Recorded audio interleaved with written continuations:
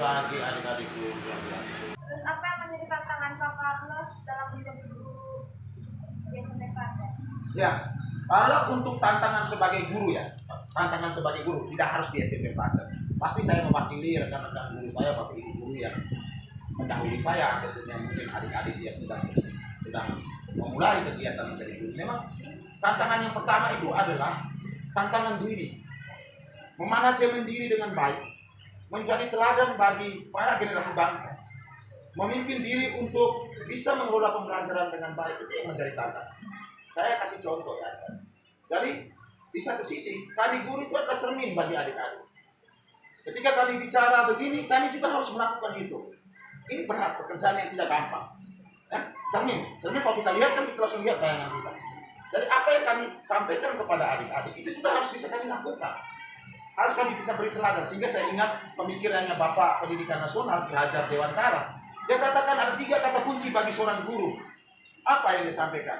Ketika guru berada di depan, dia memimpin, memberi teladan, memberi petunjuk kepada siapa saja anak-anak bangsa. Ketika guru berada di tengah, apa yang dia lakukan? Dia harus bisa membimbing, mendampingi, menjadi media konsultasi, menjadi teman untuk bermain, menjadi teman untuk canda dan tawa, teman curhat. Itu guru yang sejatinya. Bukan datang kita marah-marah anak. Itu pemikiran Bapak Ki Hajar Dewantara. Jadi kamu ketika datang ketemu Pak Carlos harus nyaman. Kalau tidak nyaman ya pulang dulu. Pak Carlos perbaiki diri dulu begitu. Jadi itulah guru yang sebenarnya yang diharapkan ke depan. Tapi itu tidak gampang adik-adik, tidak gampang. Karena kita berproses di sini. Membuka, menjalankan pola lama, kemudian kita masuk pada paradigma baru, itu hal yang sulit. Lalu yang ketiga, ketika guru berada di belakang, dia harus bisa motivasi adik-adik, kamu bisa, jangan takut, jangan gemetar, jangan gugup, tampillah, berkaryalah. Itu yang harus diangkat. Dari peran guru itu sebenarnya dari pemikiran Bapak Pendidikan Nasional, saya pikir itu roh, spirit yang harus dijiwai oleh para guru dimanapun. Dan itu menjadi tantangan bagi saya yang harus banyak belajar dari sini.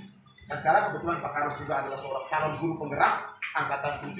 Di sini kami belajar tentang filosofi, pemikiran-pemikiran tentang membangun pendidikan Indonesia menjadi guru-guru hebat dari pemikiran Bapak Ki Hajar Dewantara.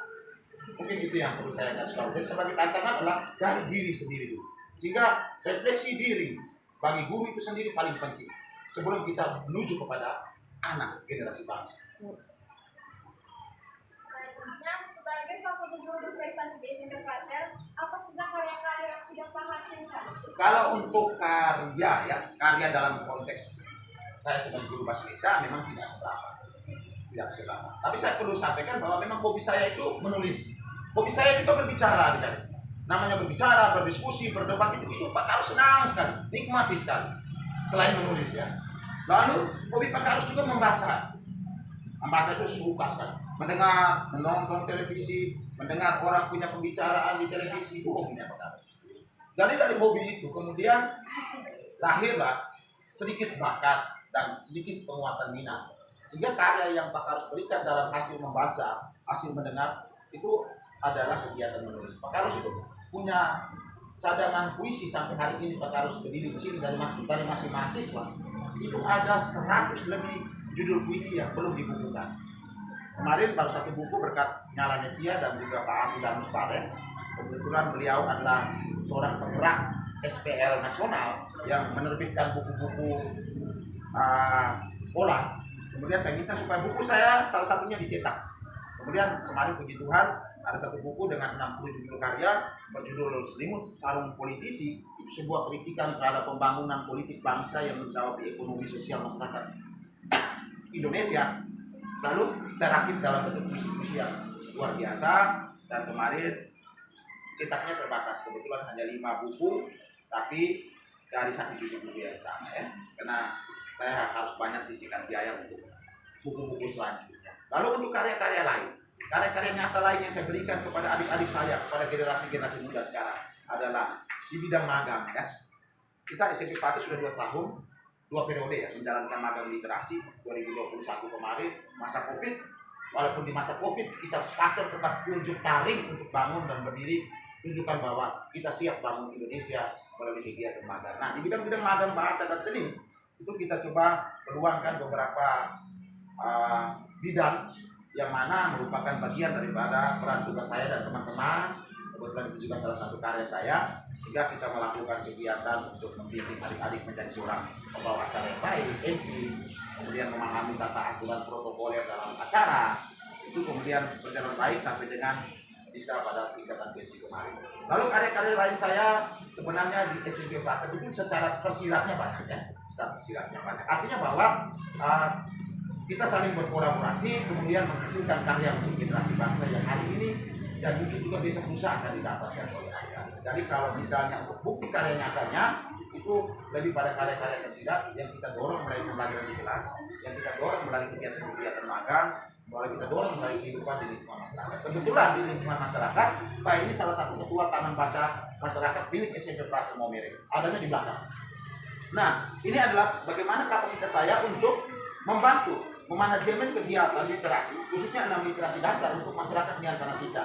Tetapi, karena TBM kita berada di lingkungan SMP Frater Maumere, sehingga dalam prosesnya itu kita berkolaborasi dengan masyarakat sekitar sekolah ini. Dan ini bagian daripada sekolah yang sejatinya. Sekolah yang sejatinya itu tidak bisa berjalan dan berdiri sendiri, tapi harus mengkolaborasikan masyarakat yang ada di sekitar kita. Jadi itu saya pikir salah satu jabatan saya saat ini menjadi ketua Taman Baca Masyarakat yang juga punya dampak terhadap kegiatan 6 literasi dasar, baik itu untuk masyarakat SMP Frater Maumere, masyarakat sekitar sekolah ini, dan masyarakat Tanah Sika secara umumnya bangsa dan tanah air Indonesia. Yang berikut, kalau untuk kegiatan saya di jabatan struktural saya yang lain adalah saya juga kebetulan salah satu pembina OSIS SMP Frater Maumere yang mendampingi adik-adik dalam kegiatan roda organisasi. Ini kena hobi saya juga untuk memimpin diskusi, hobi saya juga untuk berdebat, hobi saya juga untuk mendengarkan teman-teman berbicara. Sehingga kebetulan saya dipercayakan oleh kepala sekolah SMP Frater Maumere bersama hal ini wakil kepala sekolah bidang kesiswaan Bapak Boleka Puspada ya, untuk kemudian saya mendampingi adik-adik OSIS SMP Frater Maumere, DPS SMP Frater Maumere, dan juga PKS dalam melaksanakan kegiatan roda organisasi. Tujuannya apa? Dampaknya apa? Satu adalah adik-adik bisa belajar dari ruang roda organisasi menjadi pemimpin seperti hari ini saya berdiri. Itu harapan, mimpi saya untuk generasi Spater Move ke depan. Mungkin itu yang bisa saya sampaikan. Dari saya mungkin tidak punya karya-karya hebat yang luar biasa, tetapi saya bisa memberikan sedikit titik bukti nyata untuk adik-adik menyiapkan diri menjadi orang-orang hebat di masa depan. Apa proses-proses yang Pak mau kembangkan dan Pak mau jalani dalam menghasilkan generasi-generasi muda SMP Frater yang berkualitas? Kalau untuk proyek ke depan, kegiatan-kegiatan ke depannya, yang jelas bahwa ada 2 PR besar saya yang masih dalam konsep saya ya, konsep mentahnya saya, yang mungkin nanti saya akan sampaikan juga kepada Bapak Ibu guru semuanya, para frater, bahwa membangun generasi itu tidak bisa mulai dari ilmu pengetahuan yang ada di otak, keterampilan yang ada saat ini sedang kamu cara. Tapi membangun pendidikan itu harus dimulai dari karakter adik-adik. Harus dimulai dari karakter. Tidak bisa kita datang langsung puisi adalah apa, rusak Indonesia ini. Tidak bisa hari ini kita datang langsung minta adik-adik membacakan puisi, rusak bangsa ini. Tapi perbaikan karakter itu fondasi yang kokoh untuk meletakkan pengetahuan dan keterampilan bangsa ini. Generasi muda saat ini, maksudnya begitu. Jadi kita harus membangunnya dari karakter yang kokoh. Karena dari karakter yang kokoh ini tumbuhlah pengetahuan kita yang kuat, keterampilan kita yang matang, yang siap membangun bangsa ini ke depan. Itu satu. Yang kedua, terkait dengan apa yang mau saya kembangkan ke depan, bahwa bangsa ini hari ini dia butuh pengetahuan dan wawasan yang siap untuk menjadi tantangan, menjawab tantangan dan menjadi pesaing di tingkatan Asia, di tingkatan dunia global. Maka melalui apa? Kita harus memperkuat literasi dan numerasi yang seiring sejalan dengan kurikulum 2013, yang seiring sejalan dengan kurikulum Merdeka. Kenapa literasi dan numerasi ini penting? Itu dasar daripada kita menyerap dan menerapkan ilmu pengetahuan teknologi untuk kehidupan berbangsa dan bernegara. Sehingga saya punya mimpi, masih ada mimpi saya yang ketiga sebenarnya, bahwa saya ingin suatu saat pembelajaran di SMP Frater Maumere itu bisa dipadukan. Ada linear, ada kolaborasi yang utuh antara bahasa Indonesia dengan Mulok dengan PJOK. Itu kita bisa menjadi satu tim teaching mengajar. Sehingga anak-anak tidak belajar terpisah, tapi dia belajar bahwa ada manfaat hubungan antara bahasa Indonesia dengan mulok dengan IPA dalam satu kali pembelajaran, sehingga satu kali masuk kelas bisa tiga bapak guru masuk kelas karena mengajar sesuatu yang berkaitan dan saling terpadu dalam lintas mata pelajaran, sehingga adik-adik punya pola berpikir, adik-adik punya karakter, adik-adik punya keterampilan, itu disiapkan secara terpadu untuk membangun bangsa ini. Pak kasih contoh, Pak Karus boleh jago berbicara seperti ini, tapi kalau tidak tahu bahasa Inggris juga kasihan. Kan gitu kan? Pak Karus kalau jago bicara seperti ini, tapi tidak tahu hitung matematika, maka pasti tinggi beli di bos juga setengah mati hitungannya. Kan hal kecil aja. Tapi inilah kemudian kita coba untuk ke depan menjadi mimpi Pak Karus bahwa kelas minat bakat ya, kelas minat bakat ini tidak sama dengan kelas jurusan. Kelas minat bakat ini harus segera dibentuk untuk menjawab pembelajaran yang namanya holistik, terpadu, lintas mata pelajaran, dengan tim teaching yang bagus, dengan kompetensi dasar adik-adik yang bisa saling mendukung dan menguatkan, saling mengikat antara adik olahraga, kompetensi dasar di IPA ataupun kompetensi dasar di bahasa Indonesia. Kita padukan dan itu diberikan kepada anak, sehingga anak menguasai bahwa oh ternyata ini manfaat belajar bahasa Indonesia, belajar IPA dan belajar matematika. Jadi itu yang menjadi mimpi saya ke depan. Semoga dengan calon guru penggerak ini ada hal yang saya belajar, kemudian dari pemikiran teman-teman dalam diskusi-diskusi keseharian kami bisa membangun bangsa ini mulai dari SMP Frater Maumere. Kami bisa menyiapkan generasi muda yang mampu menyelamatkan bangsa ini 20 tahun ke depan, 40 tahun ke depan, dan 60 tahun ke depan. Terima kasih, itu dari saya.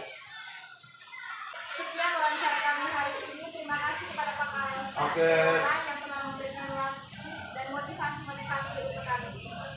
Oke, terima kasih juga untuk adik Kodu Parira dan teman-teman di Magistik. Saya bangga sebagai seorang guru. Harapan saya kamu harus belajar hal-hal seperti ini. Karena hal-hal seperti ini sebenarnya tujuannya adalah kita berarti dan berharga serta bermanfaat di lingkungan masyarakat. Satu orang membutuhkan adik-adik ini yang akan hidup dan berkembang di tingkatan masyarakat. Jadi sekolah itu bukan sekedar memberi contoh untuk kehidupan, tapi sekolah itu harus memberi bukti dan manfaat bagi banyak orang di luar sana. Itu saja, terima kasih. Mari terus belajar, salam literasi dan salam kolaborasi kita semua. Kawan-kawan, berbila rasa berjunjung, Prestasi.